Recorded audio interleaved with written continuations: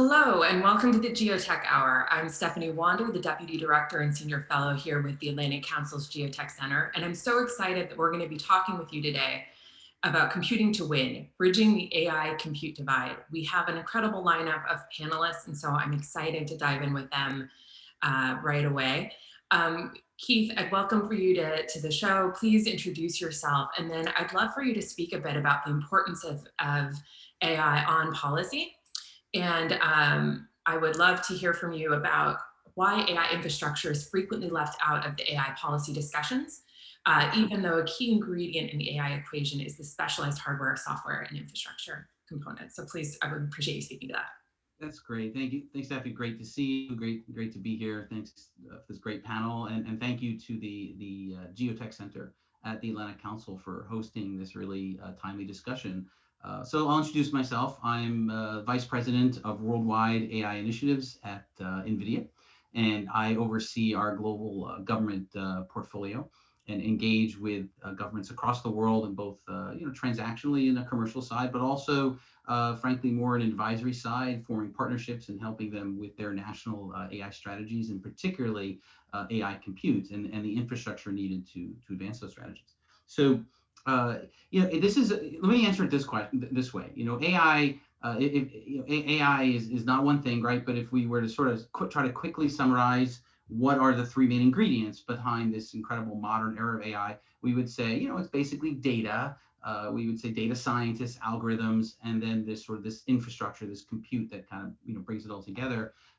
If we were to gather 50 of the world's top thinkers on this topic, professors, policymakers, high performance computing experts, and so forth, put them in a room and say, look, let's spend the next few days really just coming to some consensus on some really important topics for the world. But before we do that, let's just agree on some basics. Let's just get some basics out of the way so that we know we're all kind of talking from the same page. We would say, let's define data, and that would be relatively easy. We'd all come to I think a fairly quick agreement on what is data and different data sets and that kind of thing. Let's all agree on what is an algorithm. That wouldn't be too hard. There's different models and approaches and architectures, but I think we quickly come to a consensus on that. When we come to the last topic, AI compute, we say, well, do we all agree on what is AI compute? Let's just check that box before we move on. That's where the meeting would stop. That's where it would degrade into a 2-day mess of debate and discourse and disagreement, because this topic is deceptively complex, and I don't know who's to blame. I don't know if it's industry or it's academia or whoever. It doesn't matter. But the situation today is this: there are no commonly held, agreed upon standards for the definition of domestic AI compute capacity. It doesn't exist. We know how to measure the performance of individual AI supercomputers based on very narrowly scoped circumstances, but if you're a government leader anywhere in the world, in any country, and you want to know three things to support your AI strategy, it doesn't matter what your strategy is, you want to be able to answer three basic questions. How much AI compute capacity do we have in our country? How does it compare to other countries? And is it enough? I mean, do we have enough to support our national AI ambitions, whatever they are? And today, the reality is, nobody can answer those questions. There's no consensus on answering those questions, and this has led us to this current state where policy is just not evidence-based. It's not well informed as it relates to investing in that underlying infrastructure, and that's a problem we just have to tackle on behalf of the world. Thank you for that, Keith. I appreciate you setting that context for us. I'd love to turn now to Divya and Charles, each in turn, to speak to this issue, which is we now have this growing recognition that we have and have-nots related to compute. And when we start talking about AI compute and the growing compute divide, it's like the digital divide. But now we're talking about who has access to world-class supercomputers. So I was wondering if you can speak to how AI is becoming more important to society, to science, to business, to governments, and really what are the policy implications of this compute divide at the supercomputer level? Divya, if you go and don't introduce yourself. Sorry, go ahead. No, no, thank you so much for welcoming me as part of this panel. Personally, I'm a physician, neuroscientist, data scientist, and I spent 8 years at Stanford doing this. I'm the chair for neuroscience at Singularity University, and now thrilled to be part of the GeoTech Center as a senior fellow here.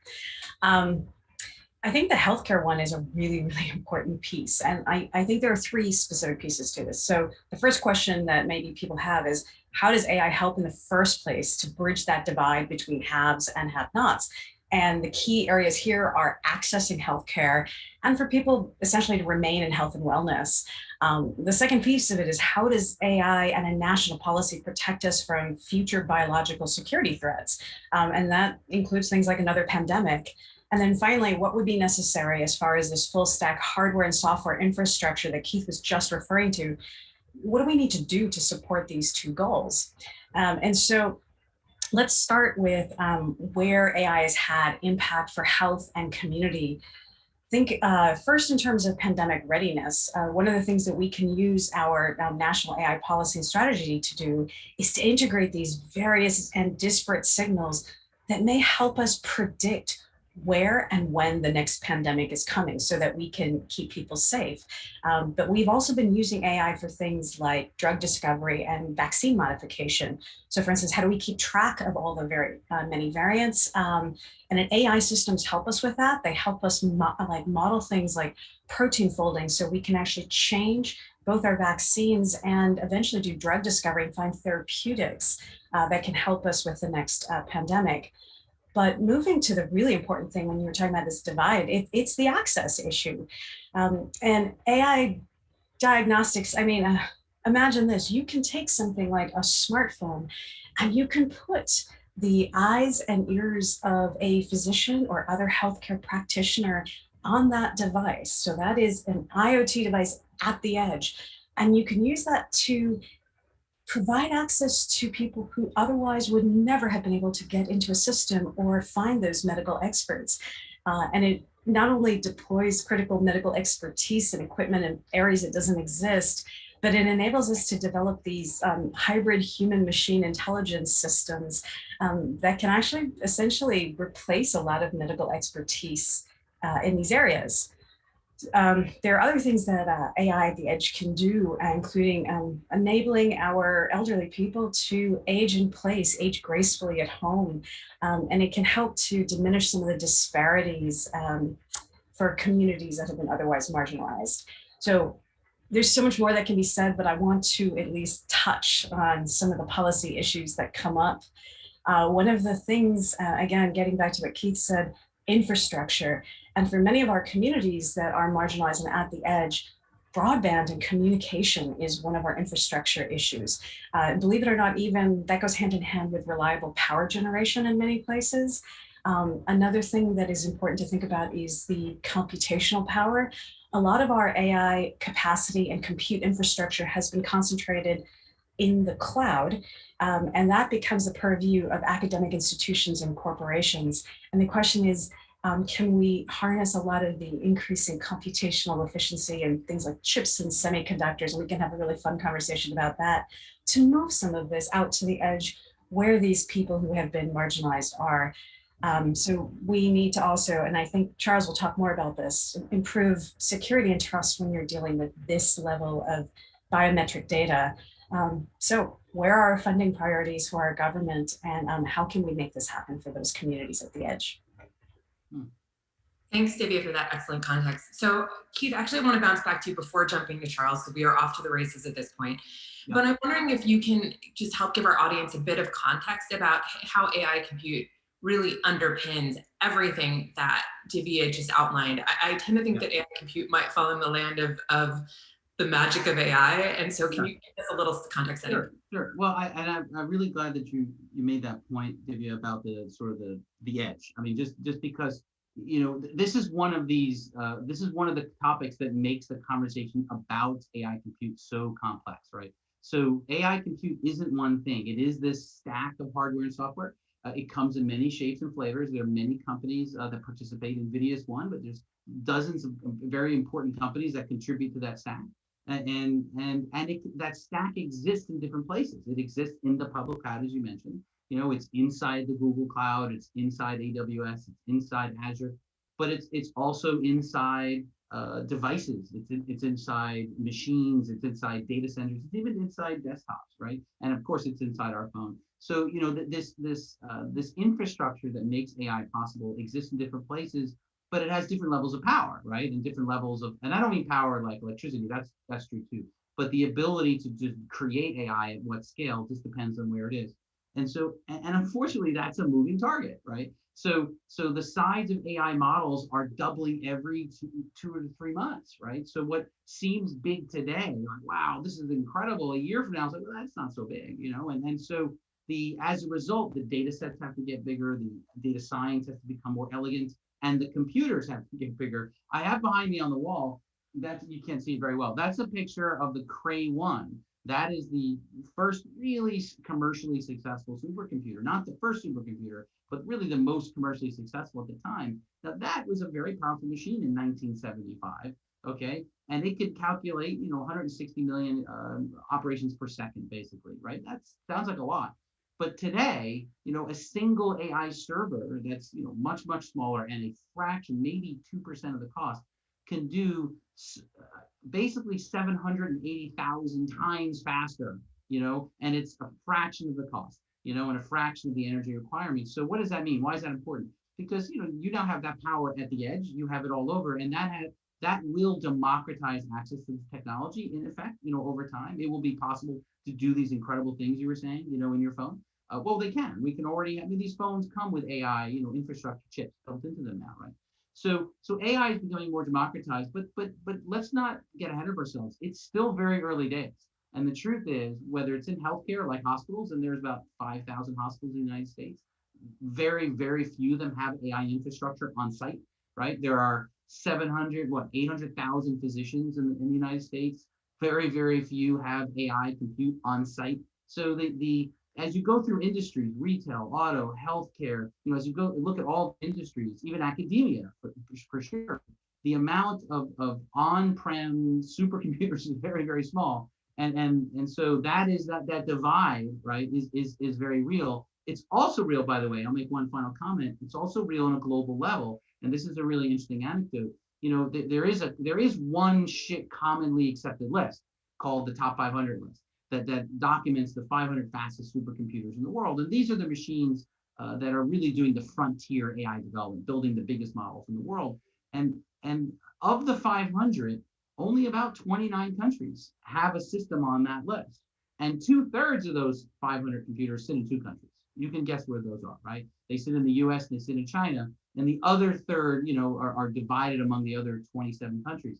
So that means another 100 to 150 countries in the world do not have a computer big enough to qualify in that list.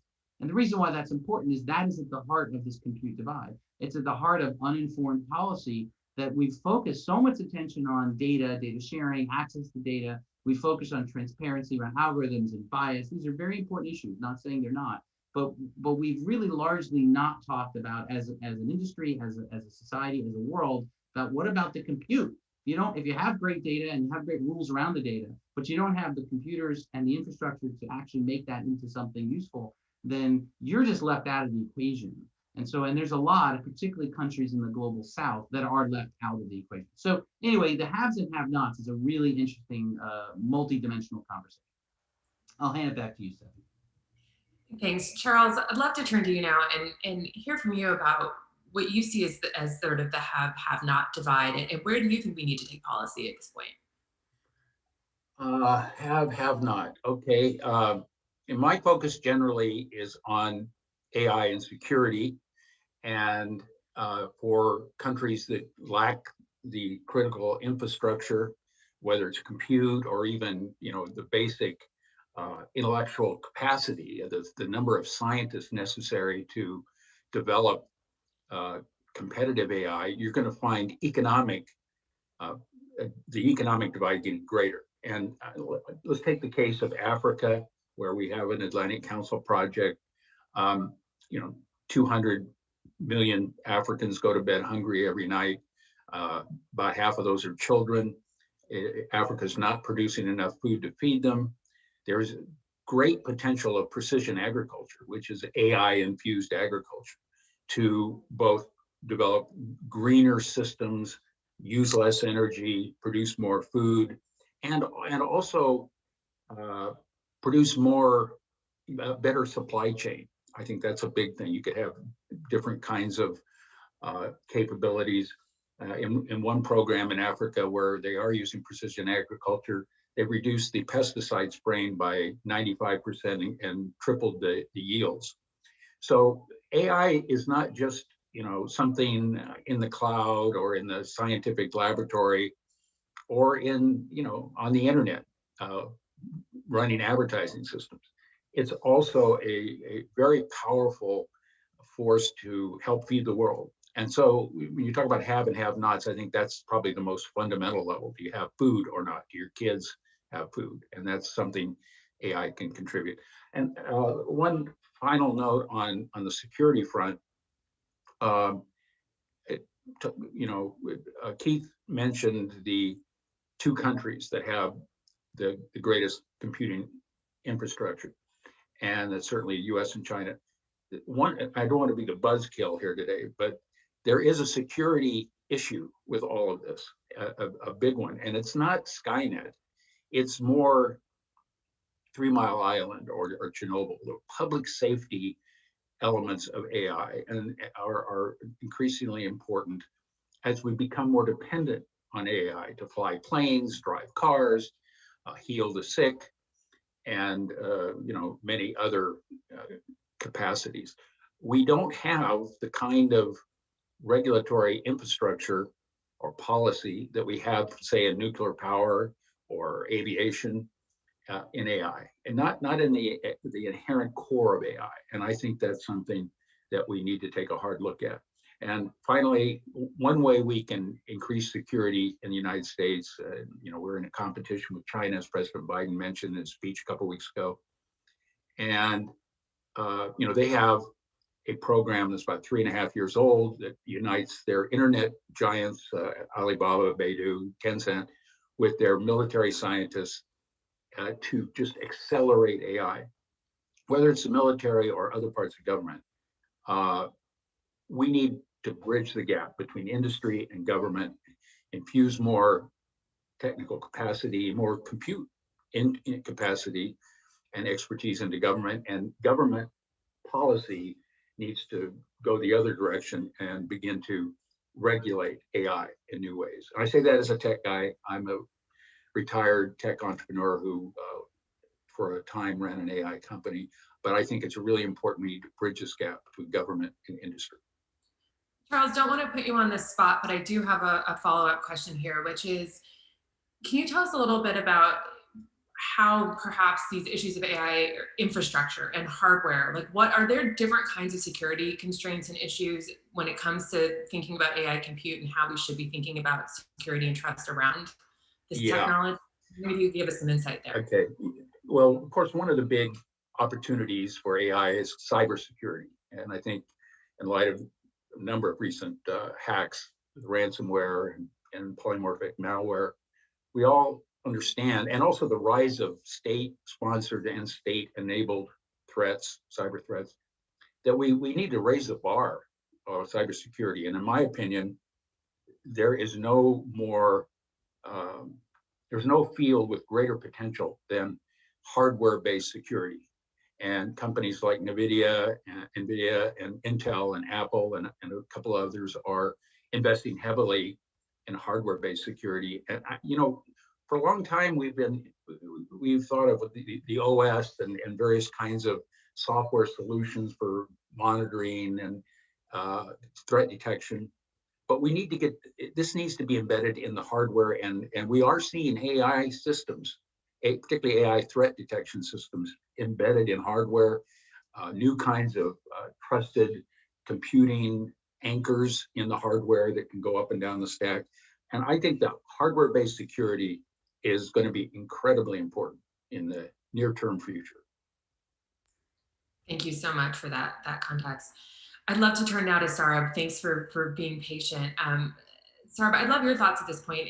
as you've been at the Stanford Institute for Human-Centered AI and working on the AI Index, what's your backstage view on how AI policies are playing out? Thank you, Stephanie, and it's a pleasure to be with such a distinguished panel.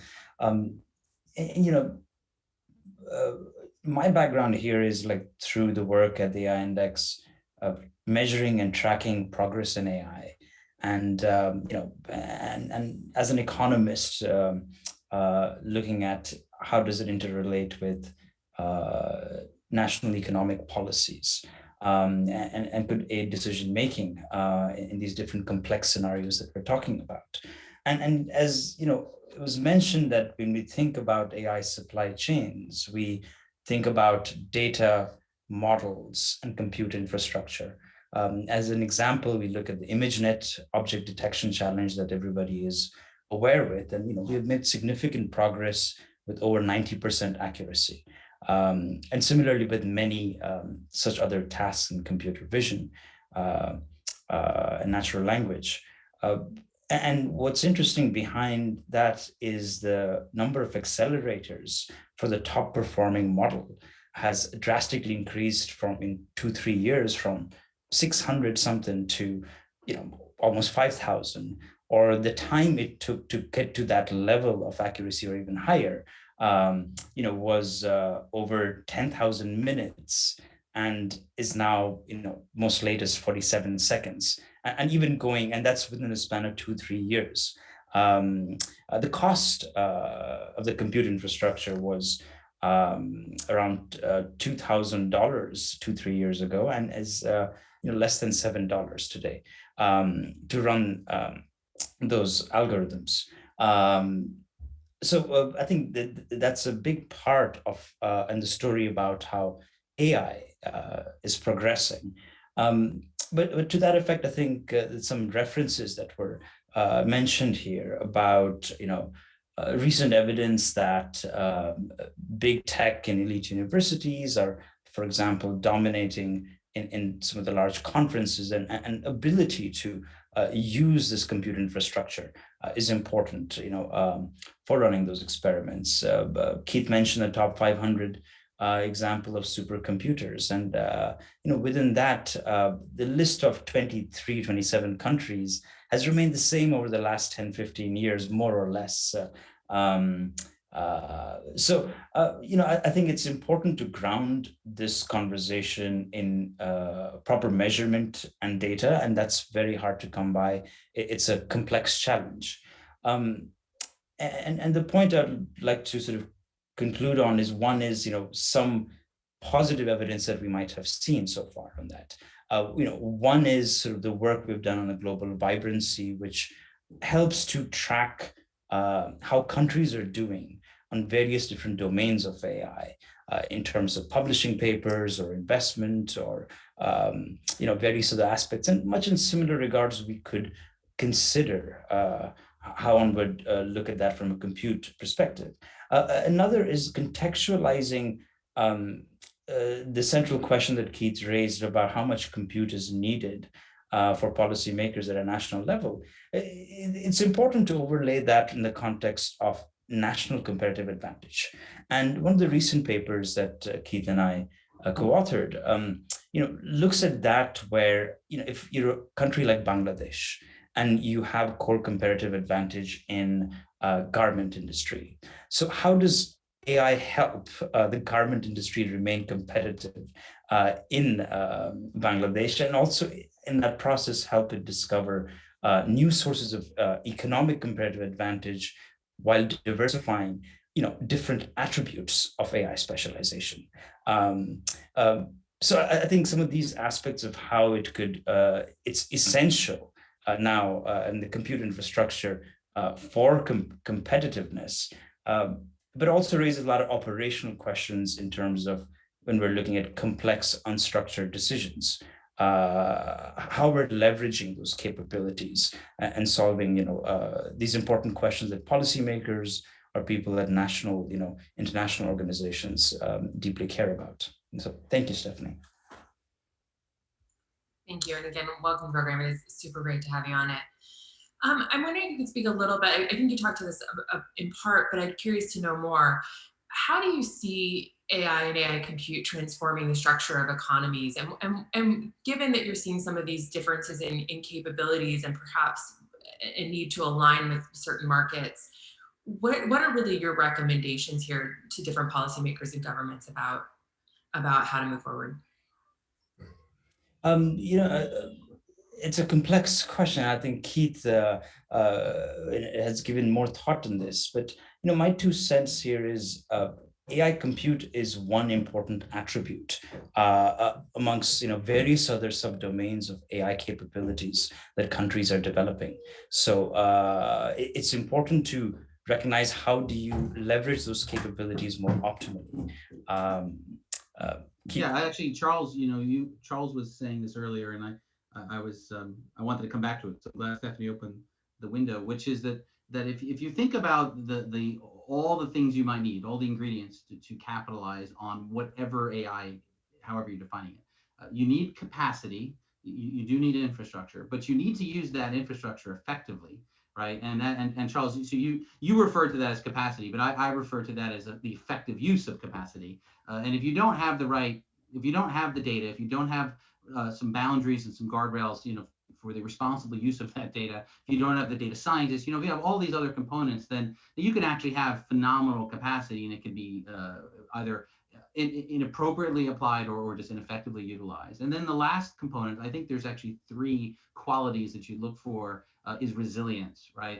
Are you really thinking about, because there are some, again, Charles, as you were saying, there's some far-reaching implications for how this technology is applied. For example, the sustainability of this infrastructure is a big deal. I mean, if you're there is this sort of idea of green AI, which is really just this thinking about the development of large-scale AI models, but being very mindful of how much compute and how much energy you use to achieve your goals. And it's very easy to just get kind of focused on just AI like it's happening in a vacuum, but it's not.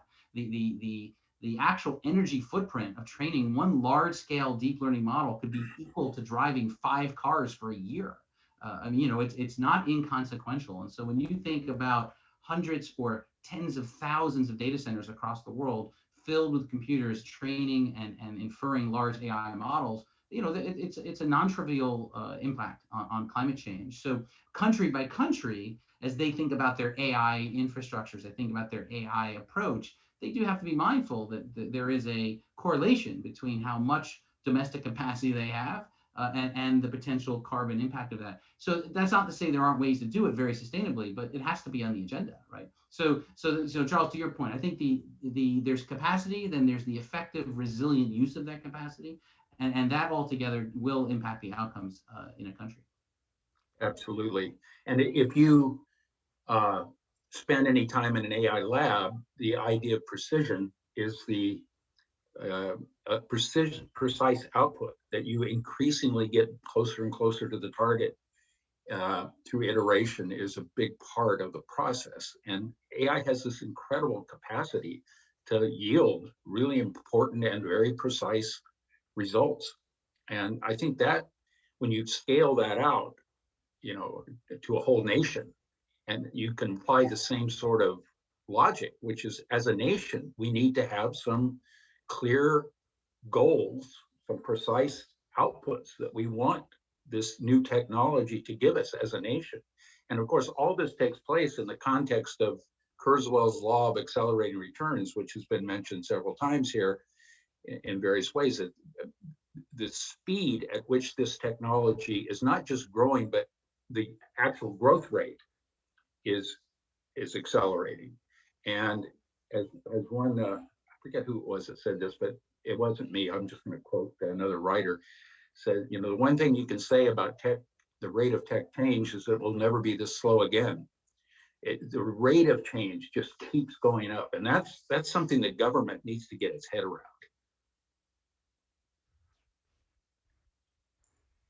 I'd love to turn now to some questions from the audience, but first I wanted to just give Saurabh or Divya the chance to weigh in on any of these issues before we pivot to those questions. Yeah, I'd love to. So to Charles's last comments, we have a real problem, I think, in terms of understanding the rate of change of accelerating technologies within our government. We have very few scientists, physicians, and technologists within government, whereas both our allies, Canada, Germany, and sometimes our competitors like China, their governments actually have a lot more emphasis and focus on bringing in these types of experts. And I think we're not going to be able to compete at the same level until, we actually open government doors to more than lawyers, people who have a background in government and policy, and perhaps local and national influencers, to put that nicely. I also wanted to speak just briefly to security. Security in healthcare is a really huge piece of this. In 2020 alone, there were upwards of $21 billion in ransomware attacks.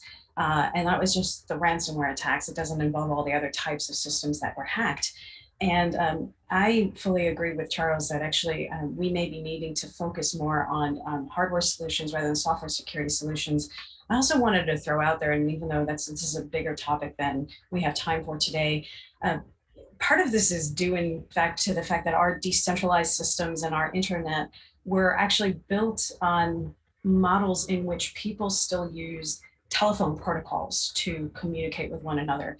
And this did not enable things to be secured properly. We work on a system in which things are named by where they're located. Stephanie, you pick up the telephone, I pick up the telephone, and all of our communications would be secured based on where you and I live and where that telephone exists or resides.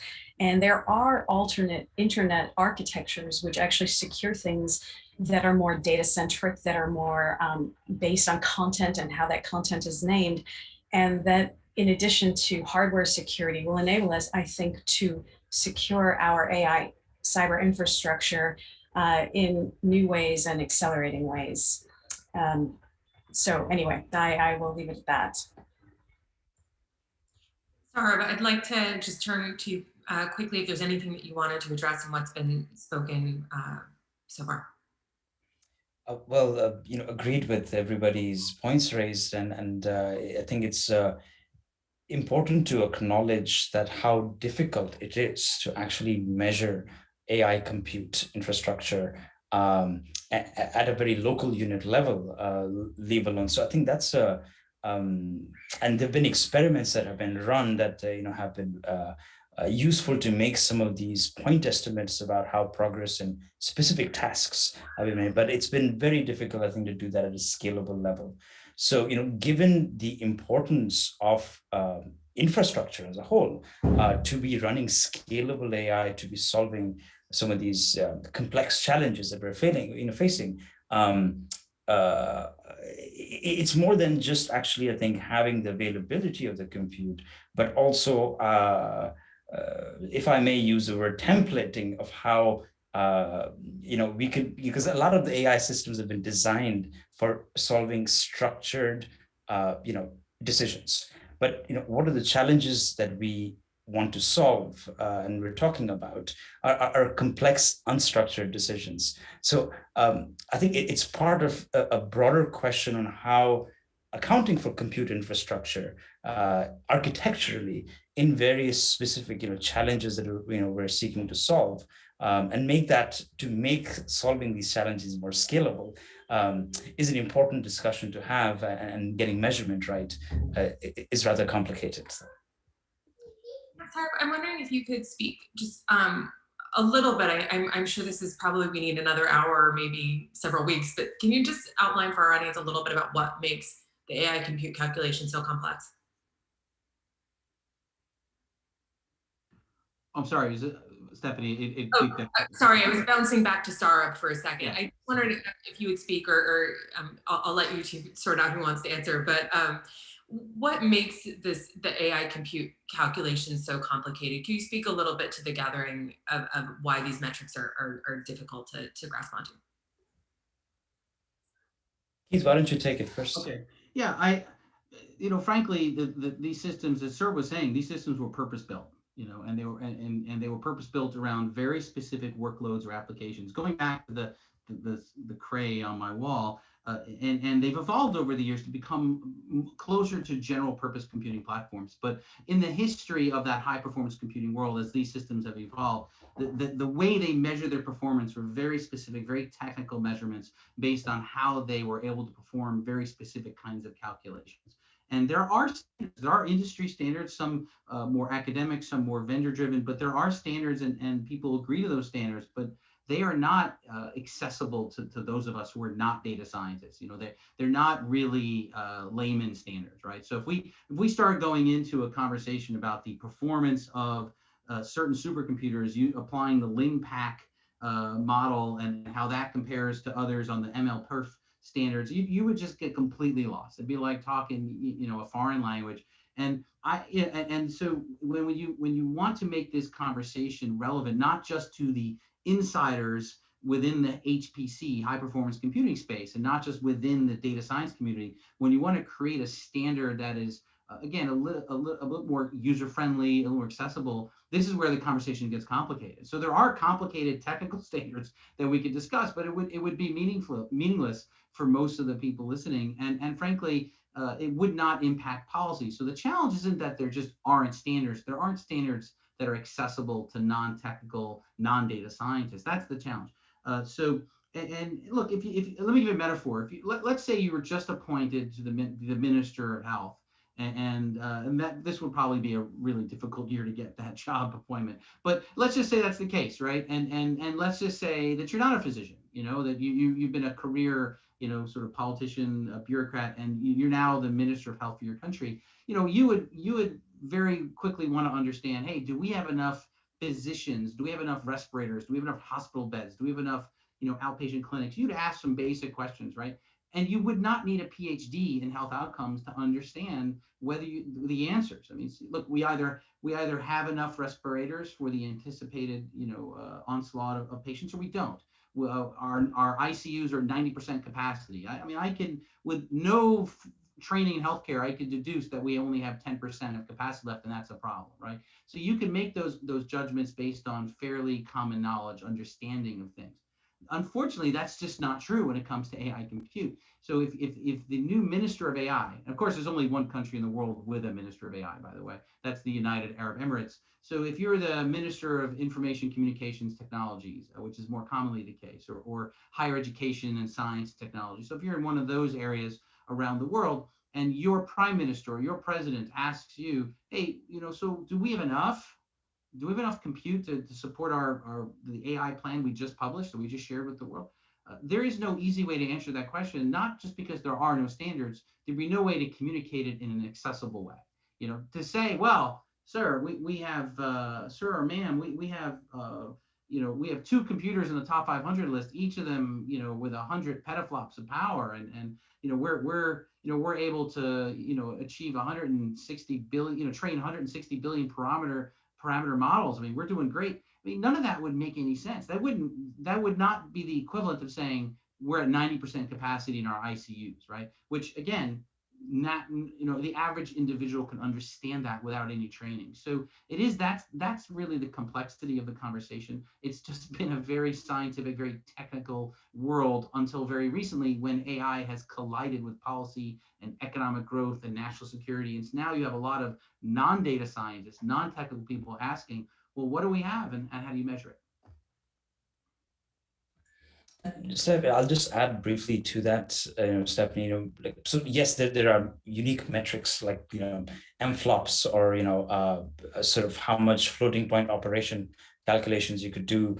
And when you start looking at public cloud, there's your compute infrastructure, your storage infrastructure, and so forth. Within that hierarchy. But what we need to look at to connect it to policy makers is, let's say you have a country has a $3 trillion physical infrastructure plan for roads, bridges, schools, hospitals. But inevitably, any infrastructure that you will be building for the coming decades would have to have the AI component, and that's going to require compute infrastructure for that. So, and how we make that more accessible, and how does it relate to national economic competitiveness, to be able to have KPIs associated with that. I think this is a discussion what we're having. Getting there is, I think, on the top of every policymaker's lips right now, of course. Would you like to go next? I actually wanted to speak to one of the questions that, is it all right to go ahead and one of the questions was about how centralization of cloud services plays into the AI compute divide. And the answer is yes, it does. And I look at this almost as concentric circles, right? So the main tech players that have most of these cloud compute services are kind of at the center. And as you start to move outwards, you have then the universities and larger corporations, which, I mean, these services aren't entirely free, right? They're not completely, free as a service. So they can take the most advantage of it, these academic institutions and larger corporations. Then you come out to the next circle, and then you have smaller researchers, you have maybe small companies and startups that might be able to take advantage of this particular infrastructure. And as you move out in these ripples towards the edge, you'll find that those at the edge really don't have access to these concentrated cloud networks. But that will change, and Charles alluded to Moore's law and some of the advances that are being made in computing. And I cannot emphasize enough that the more we can actually move some of this infrastructure out to the edge, the more we will actually enable those who are in the have-not category to take advantage of it. And again, the decrease in the size of transistors and things like actually neuromorphic computing, in which this is a subject I love, that's near and dear to my heart, but essentially creating a kind of efficiency in computing that mimics the way the natural human brain tends to compute. I mean, we do everything we do on about the same amount of power as a light bulb with our brain. So I think that these sorts of things will actually bring computing power to the edge, but we haven't really solved, I think, the access issue, and we can't give short shrift also to the fact that I think we need a national policy on broadband. We need to bring this out to everyone. I know that this has been suggested in the current infrastructure bill. I don't know if that's going to remain, but it's a huge part of closing this gap. Thank you so much for addressing that question. It's a really important one. Keith, I wanted to turn to you too to speak a bit to the role of cloud services in this equation. Yeah, it's a great question. I'm really glad someone posed it in the chat, and I agree with what Divya said. Let me just add to that. So, we've talked a lot about, I want to provide some context for my answer. So we've talked a lot about the complexity of measuring AI compute and the challenges and the implications. Let's pivot to talk a little bit about what we're trying to do, as an industry and a society to solve this problem.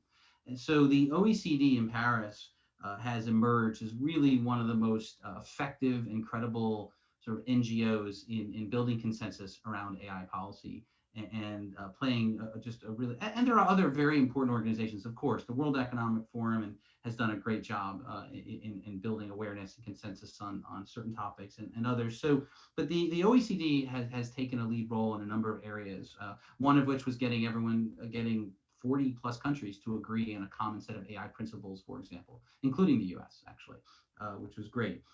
One of the other things the OECD had decided last year was to set up an AI compute task force and to tackle this question, or at least to start to tackle this question, recognizing that there's been great progress. We're not done, but great progress around data-related issues and algorithmic-related issues and regulation around those topics, but not so much progress on AI compute. So the AI Compute Task Force was set up basically in January this year. I'm the chair of that task force, and what's important is that the task force is very inclusive, very diverse, multi-party. It has about I think 9 countries are represented, from Australia to Luxembourg to Chile. I mean, just across a very, very global council, and also has a fair amount of representation from industry as well as academia and government. You've got big tech firms like Amazon is represented there, and Microsoft is represented there, Lenovo and HP, and so really trying to have all those voices. And this is this question. So let me just come full circle. This question is one of the big questions, which is what is the role of cloud computing in as part of this overall sort of national compute question? How do you define it? How do you add to it? And so we're just starting the journey. To be honest, we're having the second task force meeting tomorrow, so we don't have all the answers yet. But what I will say on a personal level, I believe it's very hard to find anything that has democratized access to AI compute as much as the public cloud, and just across the world. And yes, there's varying degrees of access at the edges, but AI compute has become readily available to pretty much everyone through the public cloud providers, and that's been an essential acceleration effect on the industry. Moreover, as governments start to think about their domestic AI compute capacity, they have to think about both the capacity they might build within their jurisdiction, that they might own, operate, and govern within their laws, but as well as the need to capitalize and tap into that global distributed compute capacity that exists through these public cloud providers. I don't think it's one or the other. I think it's very important for countries to harness both, as part of a resilient sort of approach. So centralized computing is important. But one other, very interesting footnote on this is that, obviously the big tech companies have budgets they're astounding, right? I mean, the R&D budgets, the ability to not just deploy services, but invent the next level of services and to keep pushing the envelope. Their budgets are combined, is in the hundreds of billions of dollars, and it's very hard for even countries to compete with that, particularly smaller countries to compete with that. And that is one of the questions that I think gets asked. So it's partly you want to tap into these technology, these providers, but you also want to have your own domestic capacity as well, so you're not completely dependent on foreign actors. And so you got to find that balance, and every country has to find the right balance for them. I only know of one country, Monaco, that has handed basically their whole infrastructure over, data infrastructure, to a cloud provider. That's unusual, but they're a tiny country, right? So mostly you want to have a balance. And I think that's the centralized computing has been important, will continue to be important, but as part of sort of a hybrid approach to serving national interests. So Charles, I'd like to turn back to you to take a look at the second question that was posed to us, which really is about, are we asking the right question? Are we having the right discussion here? Should we be talking about how to define AI? Should we be thinking about security concerns? And I'd love for you to speak to that question. Yeah, good question. AI, sometimes I hear from people, how come you guys get all the attention in AI? What about all the other technologies? That was sort of in the questions, in the context of that questioner's statement. And the answer is, AI is simply the public tip of the spear of an entire ecosystem. And that's what we've been talking about today. And I think that's exactly the right way to look at it. All these technical capacities are interconnected, interrelated, and each one affects the other. Data, compute, this data science, and particularly the algorithms that come out of data science research, various new types of edge computing and IoT systems, and these sort of things are all, creating this bigger and bigger snowball. And they can't be viewed in isolation. They have to be viewed together. And in the industry, he mentioned artificial intelligence. That term has pretty much been abandoned. There's nothing artificial about this any more than we would say, oh, it's a TV show is artificial theater. No, it's its own thing. It's a television show, and AI is a type of computing. There are a lot of different, types of AI, different types of neural networks. Even there's non-neural network AI, which is a very exciting field. Then we get into things like quantum computing. I'd be interested, Keith, when are we going to be running AI on quantum platforms? Yeah, well, it's a great question, and I think that I think quantum is very exciting. So look, quantum computing, to solve the quantum computing sort of challenge, to have a quantum computer that not only works in a lab or as an experiment, but actually can produce reliable sort of industrial results. I mean, my belief is that's probably 10 years out. But it's, you know, it's gradual. Like there'll be milestones, there'll be achievements along the way, right? It won't be sort of a light switch, but we're getting there. And I think that I think that the actually I can tell you the current supercomputing infrastructure plays a role in that, because you need to simulate those quantum circuits. You need to simulate how a quantum computer performs in order to achieve that sort of that ultimate goal. I mean, frankly, NVIDIA just rolled out an API to help quantum research teams simulate circuits using the most powerful computers on Earth to build an even more powerful computer, so I think, I think these will all come together. I think, and just to be clear, quantum computing will be another layer in the stack. There'll be CPUs, there'll be GPUs, there'll be quantum computer. These will all play a different role, sort of in that tech stack. It isn't one or the other. You'll need them all, to achieve the goals. But it is going to be mind blowing, right, and mind bending when that finally does happen, for sure. Yeah. Stephanie, I want to make one other point. Divya talked about edge computing and the importance of it, which I certainly agree with. And we had a major milestone in AI at the edge in the past month. My friends at the JPL had AI intelligence operating a rover exploring the lava tubes in Mars. And that required real-time decision-making, integration of, sight, sound, mechanical dexterity, and it was, that's the ultimate edge, I think, operating disconnected from Earth on Mars, and that just happened recently. Thank you for that. Okay, so we are now at our lightning round. So I would say to each of our panelists, 1 to 2 tweet length, kind of your synthesis moment from today's conversation. Divya, let's start with you. What's your big takeaway from today's chat? So I'm going to say once again that we need to enable more of this AI computing power at the edge, so you can run your computation where your data lives. And to Charles's point, this is going to enable human-machine interactions that can actually bring expertise, support, and access to all people. We need more trust in infrastructure and supply chain. There are already more IoT devices on this planet than there are people. And I'm a big fan of, increasing access through communication, fairness, inclusivity, and transparency across these critical systems.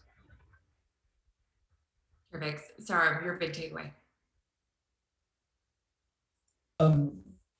The fact that accounting for AI infrastructure and related architecture is, mission critical for, designing AI supply chains and at a national and organizational level to deploy scalable AI systems.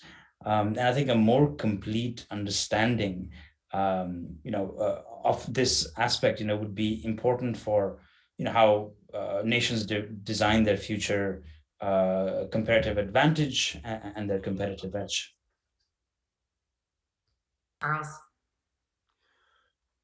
Accelerating tech is really important in the world in a lot of different ways, and it's equally important that government starts A, understanding it, and B, helping to manage it. And Keith, over to you. All right. Well, I think AI is the most powerful technology force of our lifetime, and it's also a dual-use technology. There are significant risks to mitigate as there are opportunities to pursue. But I also believe that AI infrastructure, that technology stack that makes AI possible, that is the new critical infrastructure. That will be the new lever point for prosperity, for security, and that countries need to invest in all of these areas: the capacity, the effective use of that capacity, the resilient design of that capacity. They need to do this to ensure that the future generations of their country, the youth, the companies, frankly, can remain relevant and competitive in the next century. So this isn't just an interesting technical conversation. I think this is about the future definition of GDP, the future balance of power. Very well said, Keith. And thank you for ending on a note. I agree that this discussion is extremely important, and one that is likely to continue as we continue to see technologies advance and need to refine our policy. I'd like to thank everyone in our audience for tuning in today for this incredible conversation. I'd like to thank our esteemed panelists, Charles, Divya, Sarah, Keith. Thank you so much for joining us today. for an incredible edition of the GeoTech Hour. I look forward to continued conversations with all of you. Thank you. Thank you.